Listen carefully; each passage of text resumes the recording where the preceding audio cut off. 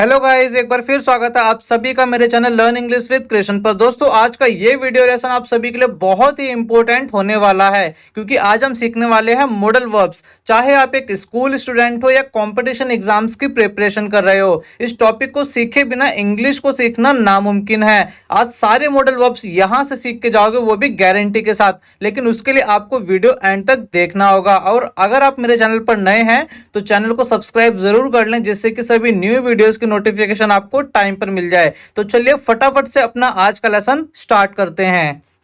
तो सबसे पहले जानते हैं कि मॉडल वर्ब का मीनिंग क्या होता है, क्यों हम इसे इंग्लिश में यूज करते हैं, क्या पर्पज है इसका यूज करने का। तो दोस्तों, मॉडल वर्ब का मतलब होता है मूड, यानी कि मन की बात। जब कहने वाला अपने मन की बात बताना चाहता है, अपनी भावनाओं को व्यक्त करना चाहता है, तो वो किसका यूज करेगा? मॉडल वर्ब्स का। पूरी इंग्लिश में मॉडल वर्ब ही एक ऐसे शब्द हैं जिसके द्वारा हम अपनी भावनाओं को व्यक्त कर सकते हैं। इसके अलावा और देखते हैं हम always used as a helping verb. तो दोस्तों, क्या होता है कि मॉडल वर्ब जो है हमेशा एक हेल्पिंग वर्ब के तौर पे यूज होती है, यानी कि एक सहायक क्रिया के तौर पर इसको यूज किया जाता है। एक होती है मेन वर्ब जो डायरेक्ट एक्शन को दिखाती है, क्रिया को दिखाती है, काम को दिखाती है। और एक होती है हेल्पिंग वर्ब जो कि क्या करती है? सेंटेंस को बनाने में हेल्प करती है। और हेल्पिंग वर्ब को हमेशा मेन वर्ब के साथ यूज किया जाता है। अभी आगे जब हम सेंटेंस बनाएंगे तब हमें इस बात का पता लगेगा।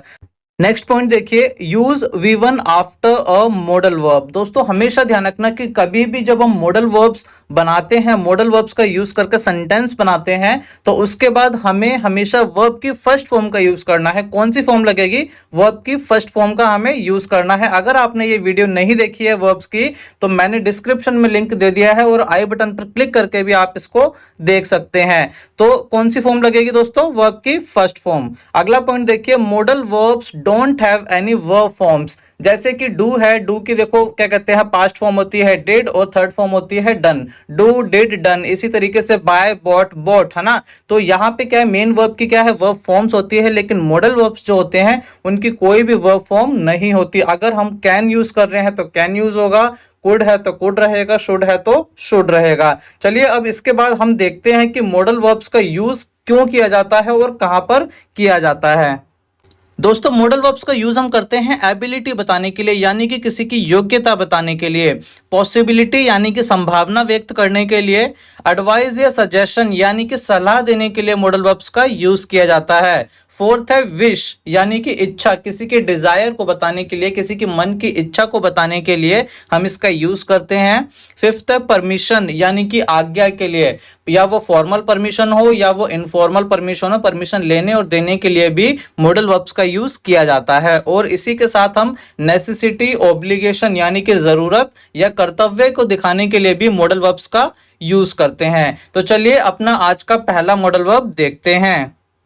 सबसे पहला है हमारा कैन। कैन का यूज हम करते हैं दोस्तों किसी की एबिलिटी यानी कि योग्यता को बताने के लिए, या इनफॉर्मल परमिशन के लिए। इनफॉर्मल का मतलब होता है अनौपचारिक, यानी कि जब हम दोस्तों में या रिलेटिव में आपस में परमिशन लेने या देने की बात करते हैं तब हम किसका यूज करते हैं? कैन का यूज करते हैं। और जब कैन के सेंटेंसेस हम बनाते हैं तो दोस्तों वाक्य के लास्ट में आता है सकता है, सकती है, सकते हैं या सकता हूं। देखो इसके एग्जाम्पल देखते हैं, बहुत आसानी से आप इसके सेंटेंसेस बना सकते हैं। जैसे कि मैंने पहला सेंटेंस लिया, वह तेज दौड़ सकता है। तो यहाँ पे किसकी बात हो रही है? एबिलिटी, यानी कि उसकी योग्यता की बात कर रहे हैं कि वो तेज दौड़ सकता है। तो हम यहाँ सेंटेंस बनाएंगे ही कैन रन फास्ट। ही क्या है? यहाँ पे सब्जेक्ट हो गया, यानी कि जिसके बारे में बात की जा रही है। कैन यहाँ पर मॉडल वर्ब हुई, हेल्पिंग वर्ब के तौर पर इसको हमने यूज करा सकता है के लिए। रन मतलब दौड़ना और फास्ट का मतलब तेज हो गया। ओके, तो वह तेज दौड़ सकता है। अगला एग्जांपल देखिए, मैं अंग्रेजी बोल सकता हूं। I can speak English. I can speak English. देखा कितने आसानी से हम सेंटेंस बना सकते हैं। अगला एग्जांपल देखिए, हम जीत सकते हैं। We can win. We can win. तुम नहीं खेल सकते। You can not play. You can not play. Negative sentence बनाना है तो हम कैन के बाद क्या करेंगे? नॉट लगा देंगे, तो ये क्या बन जाएगा? कैन नॉट बन जाएगा। परमिशन लेनी है तो देखो, क्या मैं यहां बैठ सकता हूं? Can I sit here. Can I sit here. तो यहां पर हमने क्या करा? सबसे पहले कैन लगा दिया, यानी कि मॉडल वर्ब पहले आ जाएगी और उसके बाद हमें सब्जेक्ट का यूज करना है। कब करना है? जब हमें परमिशन लेनी है, इंटेरोगेटिव सेंटेंस बनाने हैं। अगला है कुड, COULD। इसको हम कुल्ड नहीं पढ़ेंगे, कुड पढ़ेंगे, एल इसमें साइलेंट होता है। और कुड जो है ये पास्ट फॉर्म है किसकी, कैन की पास्ट फॉर्म है। इसको हम कब यूज करेंगे दोस्तों, इसको हम यूज करेंगे पास्ट एबिलिटी बताने के लिए या पोलाइट रिक्वेस्ट के लिए। तो यानी कि जब वाक्य के लास्ट में सका, सकी, सके या सकता था आएगा, तब हमें किसका यूज करना है, कुड का यूज करना है। एग्जाम्पल देखिए, जब मैं जवान था तब मैं तेज दौड़ सकता था। When I was young, I could run fast। तो यहाँ पे कब की बात कर रहा है, पास्ट की बात कर रहा है कि पास्ट में मेरे पास एबिलिटी थी, क्षमता थी कि जब मैं जवान था तब मेरे अंदर बहुत एनर्जी थी और मैं उस समय तेज दौड़ सकता था। अगला एग्जांपल देखिए, मैं उससे नहीं मिल सका, I could not meet him। I could not meet him। क्या तुम मुझे कुछ पैसे उधार दे सकते हो। अब यहां पर देखो पोलाइटली रिक्वेस्ट किए, अगर मान लो किसी से आपको पैसे उधार लेने हैं, किसी की स्कूटी उधार लेनी है, या किसी से आपको बोलना हो कि क्या आप थोड़ा जरा साइड हटेंगे, तो वहां पर हम क्या है, पोलाइटली बड़ी विनम्रता से किसी से बोलते हैं। तो जब पोलाइट रिक्वेस्ट आपको करनी होगी तब हम किसका यूज करेंगे, कुड का यूज करेंगे। तो देखिए कैसे बनेगा sentence, could you lend me some money. तो क्या आप मुझे कुछ पैसे उधार दे सकते हैं। अगला है हमारा मे, MAY, मे का यूज दोस्तों हम करते हैं पॉसिबिलिटी दिखाने के लिए, यानी कि संभावना को व्यक्त करने के लिए, या फॉर्मल परमिशन के लिए। फॉर्मल का मतलब औपचारिक तरीके से जब परमिशन ली जाती है, जैसे कि स्कूल में, ऑफिस में, या किसी बड़े ऑफिसर के सामने, तब हम मे का यूज करेंगे। ओके, और इसमें भी वाक्य के लास्ट में आता है सकता है, सकती है, सकता हूं, लेकिन यहां पर संभावना जो होगी उसको हमें देखना है। ओके, एग्जाम्पल देखिए, जैसे कि मैंने बोला आज बारिश हो सकती है, हो सकता है कि बादल है लेकिन बारिश ना हो, संभावना है, श्योरिटी नहीं है कि आज बारिश होगी ही, तब हम क्या बोल सकते हैं, इट मे रेन टुडे। तो देखो यहाँ पे क्या है, हमने मे लगा दिया, किसको व्यक्त करने के लिए लगाया, संभावना को व्यक्त करने के लिए लगाया। अगला सेंटेंस देखिए, मैं लेट हो सकता हूं, आई मे गेट लेट। मान लो कि ट्रैफिक लगा हुआ है और आप ट्रैफिक में फंस गए, है ना, और संभावना है कि आप 5-10 मिनट लेट हो जाएंगे, तो आप कैसे बताएंगे, आप बताएंगे कि आई मे गेट लेट। अगला एग्जाम्पल देखिए, क्या मैं अंदर आ सकता हूं। तो यहां पर हम जब स्कूल में होते हैं तो परमिशन लेते हैं आने के लिए, या ऑफिस में जाने के लिए अंदर परमिशन लेते हैं, तब हम क्या बोलेंगे, मे आई कम इन। फोर्थ है हमारा यूज ऑफ शुड। तो दोस्तों शुड का यूज हम कब करेंगे, शुड का यूज हम करेंगे एडवाइस के लिए, यानी कि सलाह देने के लिए। जब जनरली आप किसी को एडवाइस देते हो, सलाह देते हो, तब हम किसका यूज करते हैं, शुड का यूज करते हैं। यानी कि जब वाक्य के लास्ट में आएगा चाहिए, कोई काम आपको करना चाहिए, तब हमें शुड का यूज करना है। एग्जाम्पल देखिए, जैसे मैंने बोला तुम्हें अब जाना चाहिए, तो मैंने एडवाइस दी कि सलाह दी, भाई बहुत रात हो गई है, अब तुम्हें चले जाना चाहिए, तो आप बोलोगे you should go now. Go main verb हो गई और उसके पहले हमने हेल्पिंग वर्ब लगाकर, शुड लगाकर क्या करा, सेंटेंस बना दिया, यू शुड गो नाउ। तुम्हें मेरी वीडियोस रोज देखनी चाहिए, you should watch my videos daily. क्योंकि अगर आप रोज मेरी वीडियोस को नहीं देखेंगे तो आप सही तरीके से इंग्लिश नहीं सीख पाएंगे। अगला एग्जांपल देखते हैं, हमें झूठ नहीं बोलना चाहिए। एक जनरल एडवाइस देते हैं सभी कि हमें झूठ नहीं बोलना चाहिए, तो हम बोलेंगे we should not lie. Next है हमारा मस्ट। मस्ट का यूज हम करते हैं ड्यूटी या ऑब्लिगेशन के लिए, यानी कि कर्तव्य बताने के लिए, या कोई काम हमें अवश्य करना चाहिए। वाक्य के लास्ट में ये सेंस बनना चाहिए कि कोई काम हमें जरूर करना चाहिए, अवश्य करना चाहिए, और अगर हमने ये काम नहीं किया तो उससे कुछ नेगेटिव इंपैक्ट हो सकता है।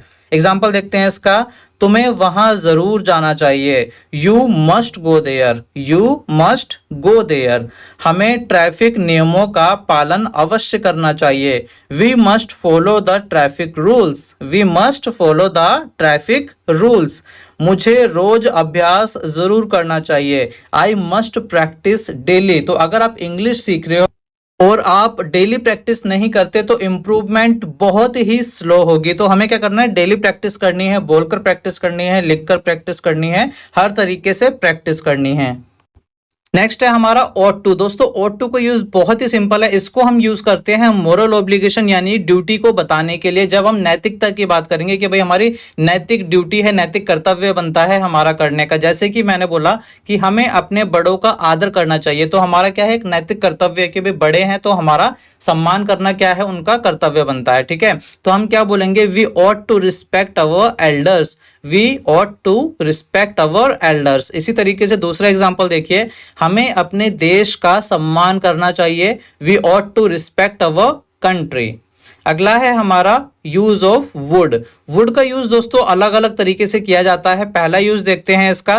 पहला यूज है इसका हम करते हैं पास्ट हैबिट को बताने के लिए, किसी की पास्ट हैबिट को बताने के लिए कि वो कोई काम करता था, करती थी या करते थे। जैसे कि एग्जांपल देखिए, वह यहाँ रोज आता था, he would come here daily. दूसरा एग्जांपल देखिए, वो झूठ बोलता था, ही वुड टेल अ लाई। तो इस तरीके से हम इसको यूज कर सकते हैं। दूसरा यूज देखते हैं इसका वुड का, टू शो विश या डिजायर, यानी कि इच्छा को व्यक्त करने के लिए भी वुड का यूज किया जाता है और इसको हम वुड लाइक के तौर पर यूज करते हैं। जैसे कि मैंने एग्जांपल बोला, मैं उससे मिलना चाहूंगा, तो आप बोलोगे I would like to meet her, I would like to meet her. कोई भी सेंटेंस आप बनाना चाहते हो कि मैं ये करना चाहूंगा, तो वहां पर क्या लगा देना, हमें सिंपली वुड लाइक लगा देना है। जैसे कि देखो, मैं एक कप चाय लेना पसंद करूंगा, I would like to have a cup of tea. तो ऐसे आपको सेंटेंस बनाने हैं। वुड का तीसरा यूज देखते हैं, जब पहला वाक्य पास्ट में हो तब हमें क्या करना है, अगले वाले वाक्य में विल की जगह किसका यूज करना है, वुड का यूज करना है। एक बार फिर सुनिए मेरी बात को ध्यान से कि जब पहला वाक्य हमारा पास्ट में होगा तब आगे यूज होने वाले वाक्य में, यानी कि अगले वाक्य में, हमें हमेशा विल के बदले किसका यूज करना है, वुड का यूज करना है। जैसे कि एक एग्जांपल देखिए, मैंने बोला मुझे पता था तुम जीतोगे, मुझे पता था यानी कि पास्ट की बात कर रहा है, और अगला सेंटेंस फ्यूचर में है तुम जीतोगे, तो यहां पर हमें विल के बदले किसका यूज करना होगा, वुड का यूज करना होगा। जैसे कि देखिए क्या बनेगा सेंटेंस से, I knew you would win. तो यहां पर विल के बदले हमने किसका यूज किया, वुड का यूज किया। क्यों किया, क्योंकि पहले वाला सेंटेंस किस में था, पास्ट में था। एक और एग्जांपल देख लेते हैं उसका, कि उसने कहा वह हमारी मदद करेगा, he said he would help us. तो देखा आपने कितनी आसानी से हमने सेंटेंसेस बनाना सीख लिए, मॉडल वर्ब्स का यूज सीख लिया।